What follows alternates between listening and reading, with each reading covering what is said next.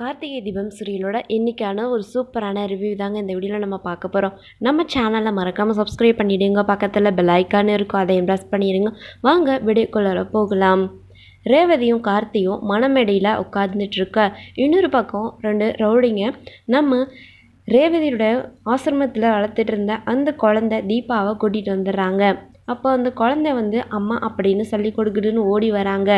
நம்ம ரேவதி மணமடையிலேருந்து இறங்கி அந்த தீபா குழந்தைய கொஞ்சுறாங்க. ஸோ அப்போது மண்டபத்தில் இருக்க எல்லாருக்குமே பயங்கர ஷாக்கிங் ஆயிடுது. யார் இந்த குழந்தை அப்படின்னு சொல்லிட்டு எல்லாருமே தப்பாக பேச ஆரம்பிக்கிறாங்க. ஒரு கட்டத்தில் யாரும் உண்மை தெரியாமல் என் பொண்ணை தப்பாக பேச வேணாம் அப்படின்னு சொல்லி நம்ம சாமுண்டீஸ்வரி சொல்கிறாங்க.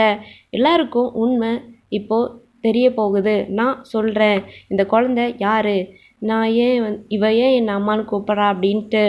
இன்னொரு பக்கம் நம்ம ரேவதி எல்லா உண்மைகளுமே சொல்லிடுறாங்க. அதாவது அந்த குழந்தை அவங்க ஃப்ரெண்டோட குழந்தை ஒரு ஆக்சிடெண்ட்டில் இறந்து போயிடுறாங்க. கடைசி நிமிஷத்தில் அந்த குழந்தைய ரேவதி கிட்ட தான் ஒப்படைச்சிருக்காங்க. ஸோ அந்த குழந்தைய அவங்களுக்கு கைவிட மனசு வரல.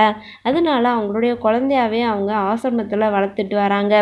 எதிர்காலத்தில் நான் மேரேஜ் பண்ணதுக்கப்புறம் இந்த குழந்தைய நான் தத்தெடுத்து வளர்க்கலாம் அப்படின்ற ஒரு பிளானில் தான் இருந்தேன். ஸோ அதனால தான் இந்த குழந்தைய நான் ஆசிரமத்தில் வச்சு வளர்த்தேன். அதனால தான் இவன் என் அம்மானு கூப்பிட்றா, வேறு எதுவும் கிடையாது அப்படின்ற மாதிரி சொல்லிடுறாங்க. இப்போ எங்கே கொண்டு போய் வச்சு வைப்பீங்க? என் பொண்ணு மேலே எந்த தப்புமே கிடையாது.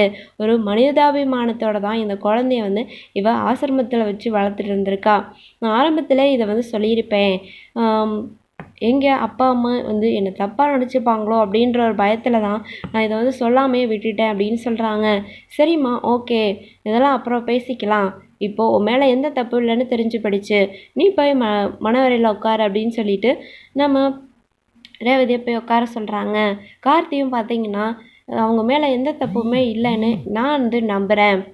ரேவதி அப்படிப்பட்ட பொண்ணு கிடையாது அப்படின்னு சொல்லிட்டு அவங்க நம்புகிறேன் அப்படின்னு சொல்லிடுறாங்க நம்ம கார்த்தியும். ஸோ எல்லாருக்குமே ரொம்ப சந்தோஷமாயிருது. அதுக்கப்புறம் நம்ம கார்த்திக் ரேவதி கழுத்தில் தாலி கட்டிடுறாங்க. அவங்களுக்கு நெத்தியில் குங்குமமும் வச்சிடுறாங்க. ஒரு வழியாக கல்யாணம் முடிஞ்சதுக்கப்புறம் எல்லாருமே ரொம்ப சந்தோஷப்படுறாங்க. அதுக்கப்புறம் நம்ம சாமுண்டீஸ்வரி அவங்க 2 பேர்த்தையும் ஒரு கோயிலுக்கு கூட்டிகிட்டு போகிறாங்க. அங்கே போய் பார்த்தீங்கன்னா சாமுண்டீஸ்வரி சாமி கும்பலான்னு சொல்லி கூட்டிகிட்டு போகிறாங்க. அங்கே அவங்களுக்கு மெட்டியெல்லாம் மாட்டி விடுற மாதிரி சீன்லாம் காட்டினாங்க. இன்னொரு பக்கம் நம்ம கார்த்தியோடைய அம்மா பார்க்குறாங்க. அண்ணி வராங்களே, பார்த்தா பெரிய பிரச்சனை யாரும் அப்படின்னு சொல்லிட்டு நம்ம கார்த்தியோடைய அம்மாவும் அவங்க பாட்டி ஒளிஞ்சுன்னு